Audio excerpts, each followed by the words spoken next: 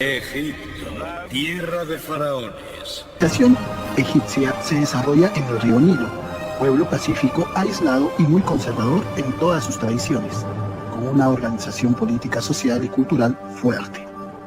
Se trata de una civilización fluvial, de base agraria, con una vida regulada por las crecidas periódicas del Nilo, que es la fuente de fertilidad. El proceso de inundación obliga a que todo esté perfectamente medido para aprovechar al máximo la crecida del Nilo. Desarrollan así un gran sentido de la medida de lo regularizado, que les convierte en muy buenos geómatras. Por otro lado, este carácter agrícola se ve claramente reflejado en el arte, especialmente en los elementos decorativos y en la utilización de columnas con formas vegetales. Periodo de su historia. Dentro de los periodos tenemos el predinástico, de 3330 al 2800 a.C., su capital Tinis, y su gobierno de las dos primeras dinastías. Imperio Antiguo, en el año 2800 al 2100 a.C., su capital Menfis, gobierno de las dinastías III, IV, V y VI, construcción de las pirámides en esta etapa. Imperio Medio, que abarcó los años 2100 al 1800 a.C., su capital Tebas, destacan las dinastías 11 y 12. Y por último, el Imperio Nuevo, de 1800 al 500 a.C., su capital Tel, el Amoina, revolución religiosa de Amenofis IV, Acatenón, últimas dinastías del 19 y 20.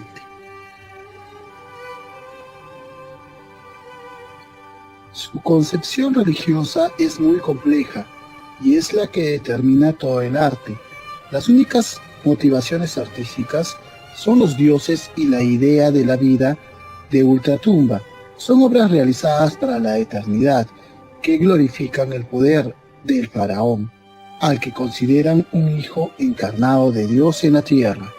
Los cuerpos eran embalsamados, al principio solo el del faraón, aunque luego se extendió la costumbre al resto de la población. Por su creencia de que el espíritu va de una persona moría y si el cuerpo Ka era destruido, por esta razón había de intentar preservar el cuerpo al máximo tiempo posible para que el Ba o el alma pudiera ser juzgado por Osiris. No existe una ruptura con la mitología de tiempos pasados, pues se siguen divinizados las fuerzas del río Nilo y los animales en una concepción animista del mundo. Creen que el universo es plano y Egipto es el centro de todas las divinidades. Tiene el cuerpo de hombre y cabeza de animal. Son antropomorfas. El dios principal es el sol, que recibe varios nombres en función de la posición que ocupa en el cielo. Amón, dios de Tebas. Se identifica con el sol naciente y da vida a todas las cosas. Representa el sol en su momento culminante y Osiris en el ocaso. Este último es el encargado de juzgar el corazón del muerto en su balanza de la verdad. Frente a él está el dios Set, dios guerrero que encarna el espíritu del mal. Horus, representando como la cabeza del halcón, es el dios que ayuda en el paso de la vida a la muerte.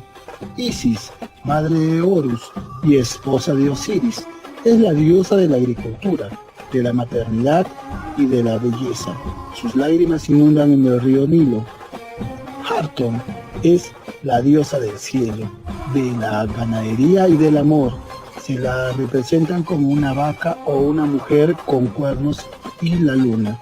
Son importantes también Anubis, dios antropomorfo con cabeza de chacal, patrono del embalsamiento, y Tot, dios del orden y de la regularidad. Son la escritura. La evolución de la escritura progresó desde los cortos periodos de signos pictóricos hasta el desarrollo de una caligrafía que disponía de un amplio número de signos. Los egipcios descubrieron una superficie para escribir muy superior a las tabletas de arcilla de Mesopotamia, el papiro. La médula de la planta del papiro fue cortada en tiras de la misma longitud, colocándolas una vez planas, unas junto a otras, hasta conseguir una terza lámina en las que los escribas escribían con tinta en el papiro. Es el inicio de la palabra inglesa papyrus. La escritura jeroglífica. En el periodo predinástico, los egipcios crearon una escritura simbólica en el que utilizaban figuras convencionales, llamadas a signos pictógrafos, de los que servían para representar ideas y palabras. Estas escrituras se desarrolló a 600 a.C. y recibió el nombre de escritura jeroglífica o tallada sagrada, ya que fundamentalmente se empleaba en los textos sagrados.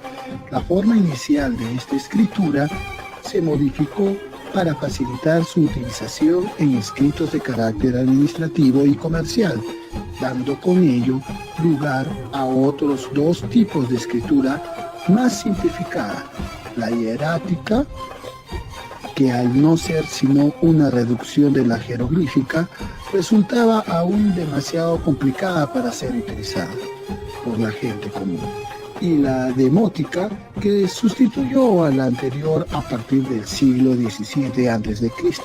y fue la que utilizaron los escribas para realizar más rápida su tarea y registrar las múltiples actividades del imperio. Durante los siglos, la escritura jeroglífica permaneció sin descifrar. El egiptólogo francés Jean-François Champollion, en 1790 a 1832, estudió pacientemente una inscripción fragmentaria grabada en el basalto, la piedra Rosetta. La inscripción incluida la versión en lengua griega, en las escrituras hierática y demótica. Tras un minucioso estudio comparativo, Champollion halló la clave que le permitió descifrar los jeroglíficos egipcios.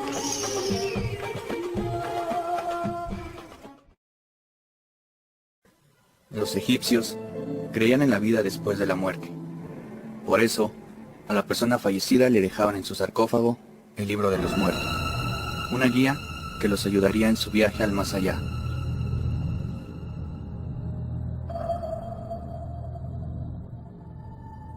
El libro de los muertos es una colección de sortilegios que se incluían en las tumbas del Reino Nuevo y pretendían ayudar al difunto en su difícil camino al más allá y en el juicio de Osiris. Su título original podría traducirse como la salida del día. La muerte no era más que un renacimiento. Al igual que el sol sale cada día, así el difunto accedía a un nuevo renacer. Su origen se encuentra en los textos de las pirámides del Reino Antiguo. Estos derivaron en los textos de los sarcófagos durante el Reino Medio. El papiro, con las fórmulas adecuadas para ayudar el alma del difunto, se depositaba junto a la momia, en la tumba.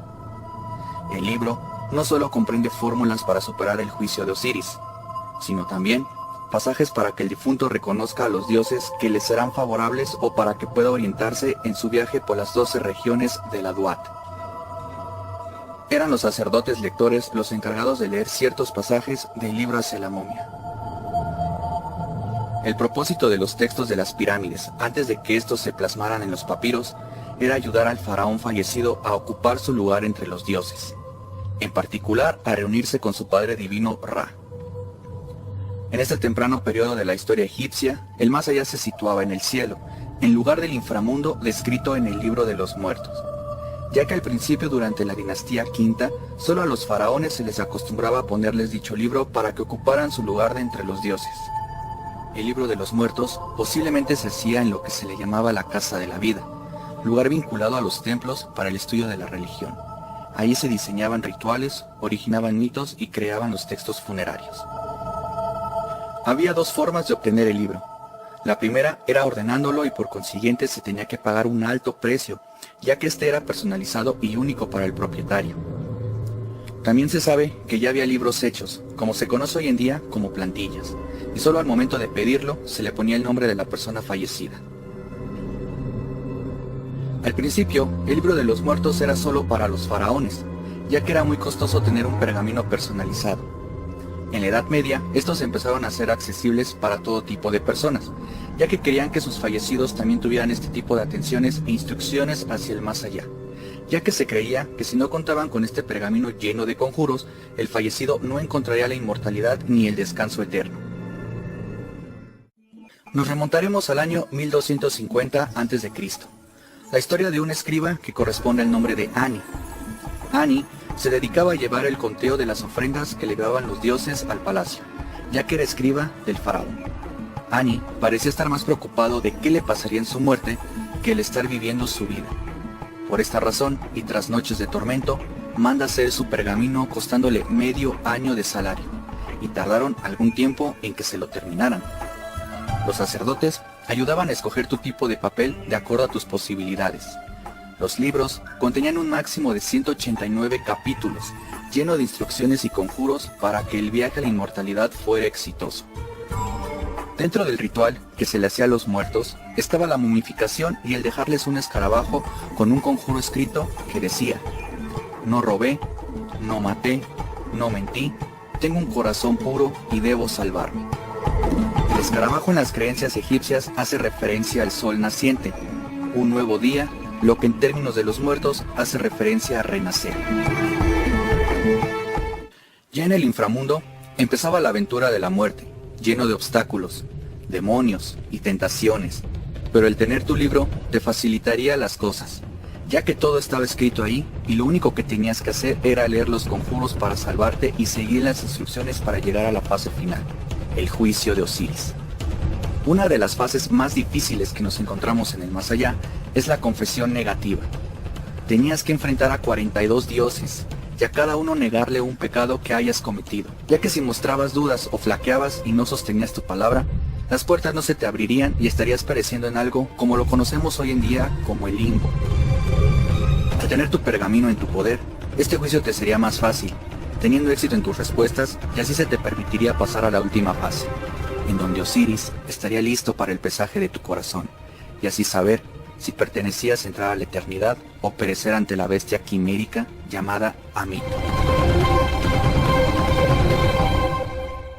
La fase determinante en el libro de los muertos era el pesaje de corazón o el juicio de Osiris, donde al pasar la puerta del juicio de la confesión negativa, te esperaba Anubis, donde deberías darle tu escarabajo que representaba tu corazón, ya que los egipcios creían que el corazón era la parte más importante de las personas.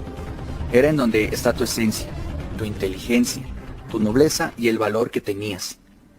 Una vez formado, esperando tu turno para que tu corazón sea pesado, leías tu pergamino, leías un conjuro en donde le pides a tu corazón que no te falle. Corazón mío, no me decepciones ante este tribunal, no me abandones y no mientas sobre mí en presencia de los dioses.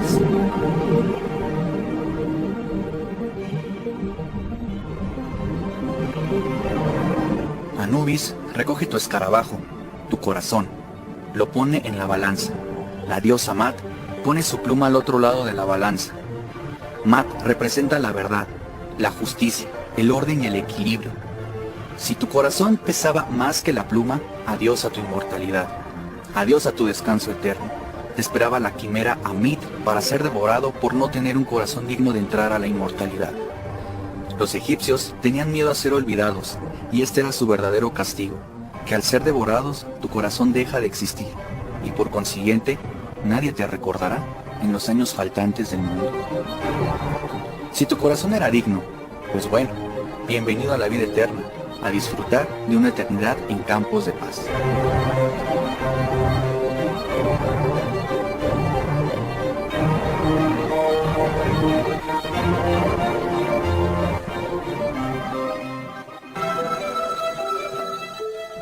La historia de Annie y su pergamino se dieron a conocer gracias a que su pergamino está en el Museo Británico de Londres, de una manera tal vez sucia y malintencionada.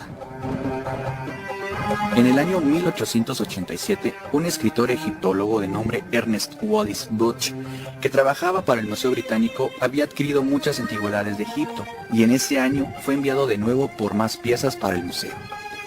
Budge no sabía que en ese viaje encontraría el tesoro de su vida.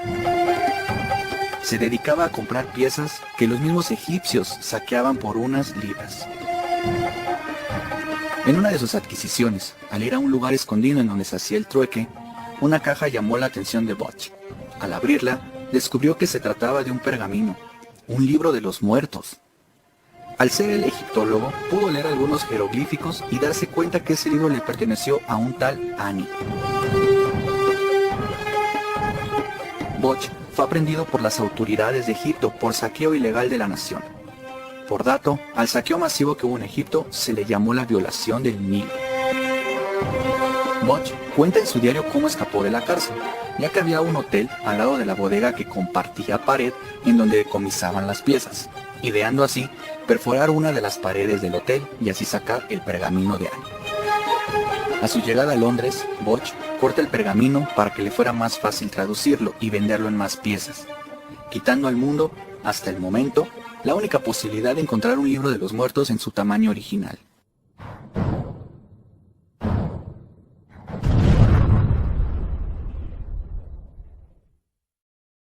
La creencia de muerte de los egipcios y su perspectiva del más allá es una de las creencias más ilustrativas que hay en el mundo. Los viajes por el inframundo y la búsqueda de la inmortalidad es algo que hasta nuestros días no ha cambiado mucho. Sigue habiendo creencias de que hay un juicio final, de un infierno y un cielo, del viaje que emprendes una vez que tu alma deja tu cuerpo en tierra. Se siguen haciendo rituales, algunas mandas o creencias que les hacemos a nuestros muertos.